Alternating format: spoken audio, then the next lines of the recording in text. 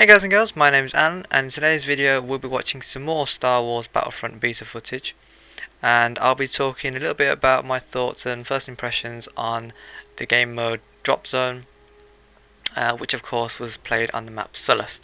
Now again, like with all the previous maps, well, I say previous maps, like the Walker Assault map, the map is really nice. It looks so good.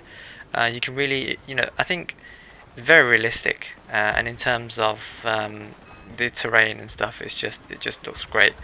Down to the game mode itself, well, it's called Drop Zone, and basically the reason for this is every now and then, I don't know exactly the intervals. I think it's after a pod has been captured or lost by the enemy, a new pod will drop from the sky and land somewhere randomly on the map. I don't know if the locations are like set in terms of it'll always land either north, south, or wherever, or if it'll just drop like randomly completely, as in like it could drop in the same place twice, sort of thing. So yeah, once the pod drops, it's neutral, and then your team or the enemy team have to run up to it and capture it, which is basically just holding square when you're next to the pod. Now, once you've done that, a countdown timer will begin on the pod, and you might be able to see it on screen. If your team captured it, then it'll be blue, and it'll change from the white neutral color to the blue color all the way around in a circle. And if the enemy captured it, it'll slowly turn full red on the white ring. And then once your team captured it, you get the point. Basically, your team scores a point, and at the same time, the pod will release 3 of those star power-up things. So up to 3 people can pick up 3 random items, which may or may not help your team, assuming they go for them. I'm not sure whether the enemy can actually grab those from you. Every time I captured a pod or whatever, my team pretty much took them all, because there's only 3 of them, so there's not many of them to go around anyway. So, but I'm just curious whether if the enemy team might come in last minute and kill your entire squad, then they can just help themselves to the reward. But either way, it's like I said, it's not that big a deal. You don't get a lot from those things most of the time, so it's whether or not you get lucky with something decent, and then go on to use it effectively, of course. So yeah, it's I don't know. It's kind of hard to describe. I suppose in a way it's domination, but sort of domination meets I don't know, hard point or I don't know, headquarters. I'm not sure exactly, because you capture it and you have to hold it down, and if you hold it down for the entire length of time, then you do get the point. But if the enemy team take over, then obviously it restarts it, and you don't get any other points besides the capture points. If you don't capture it, you could technically fight over it all match long, and that's that.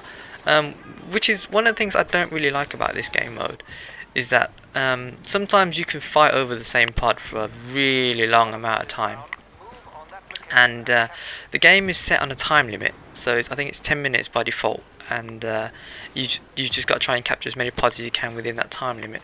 But the thing is, if you've got like 2 pretty well balanced teams, you could theoretically fight over the same pod for like a good 5 minutes or more, and then you haven't. And if you do that for every single pod, then you're only going to really fight over 1 or 2 pods, or like 3 in a game maximum. So if let's say the same team wins the first 2 pods and it takes them 8 minutes to capture those 2 pods, then the game's over. There's nothing the opposition team can do, because there's no way they're going to capture 2 pods within 2 minutes. Well, it's very unlikely. It's possible, but it's very unlikely. And so I think the game mode needs to be adjusted a little bit. So instead of like a set time limit, maybe have like a score limit instead. So the first team to reach 3 pods or something. But I guess then again, if you play like really well, both teams play really well, then you could theoretically play just indefinitely, or very long matches until somebody gets the 3 caps. So maybe, I don't know, 3 capture limit, and then extend the gameplay time to like 15 or something. Because as it stands, if one team is really dominant in this game, then the opposition team is basically wasting 10 minutes of their lives, because they know they're not going to win, but I mean, apart from leaving, there's not much else they can do.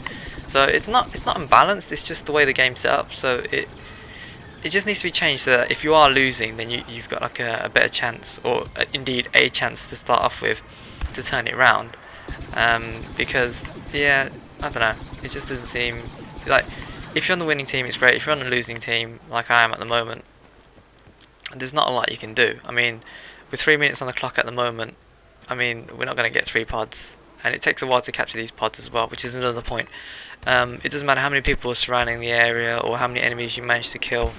The pod's going to capture at exactly the same rate, and so yeah, if you're constantly fighting over it, then there's not a lot you can do.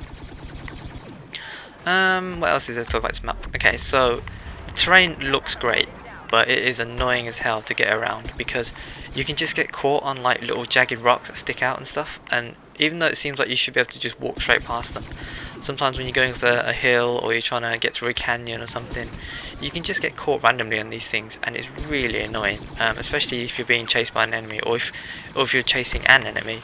It just slows you down and it can get you killed, or it can cost you a kill basically. There's no jets or hero pickups on this map. I'm just wondering if that's I don't know if that's actually just like just for the Walker Assault mode. I'd like to think it's in all modes, or at least not just in Walker Assault, but maybe other game modes that are going to be in the final game, because that'd be pretty cool. And I don't know, I think maybe it's quite a small map. Well, in comparison to Walker Assault, which is based on Hoth, and that map is huge. Well, I mean, for that game mode anyway, it has to be a big map, and it is a big map. So maybe that's why there's no vehicles and stuff on this one. But yeah, I just think a bit more variety might be nice, because there's nothing. There's no. Well, I guess turrets might be a bit OP, but there's nothing apart from the pickups that you can pick up, which are just, like LMGs, explosives and stuff like that, and they aren't always that great, especially because there's a lot of cover on this map. There's a lot of corners and stuff, so in terms of setting down a turret or whatever, you have to just hope that an enemy walks past, or you stick it right in front of a pod or something. But again, if the pods are completely random in where they drop, then yeah. So I mean, the gameplay's coming to an end now. I didn't do very well. This is I think my first night on the game, so I'm still learning how things work. I didn't spend a lot of time on the beta, to be honest. It's a shame because I did have a bit of fun when I started playing it, and so I kind of regret not jumping on it a bit earlier, but I had other things going on, and I didn't really have a lot of free time, so I only managed to download it and play it on the penultimate day. And then obviously on the day itself, I couldn't play during the day because I was busy.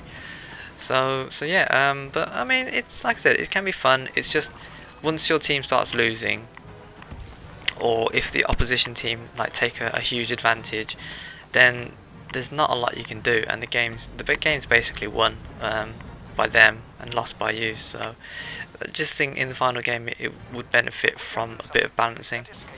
And that's about it really. I don't do anything spectacular in this match, just running around, not really capturing the pods, unfortunately. That's my own fault. I'm not, like I said, I'm still learning how the game plays, so I'm not really paying attention to the objectives, not intentionally. Like I always try and play the OBJ if I can, but if I don't know what I'm supposed to be doing, then I'm just trying to help my team by getting kills instead. That's something I know how to do, but I'm not doing very well in this game because I'm not, as I've said in the previous video, or have I said in the previous video? Yeah, I might have said. I think I said in the co-op video that I'm just not used to the weapons overheating. That kind of jars me a bit. I'm not used to that. But anyway, so the game's over now. We have lost. My KD is alright, I guess, but we did lose, and that's the main point. It is an objective-based game mode. So yeah, until the next video, take care, and thanks for watching.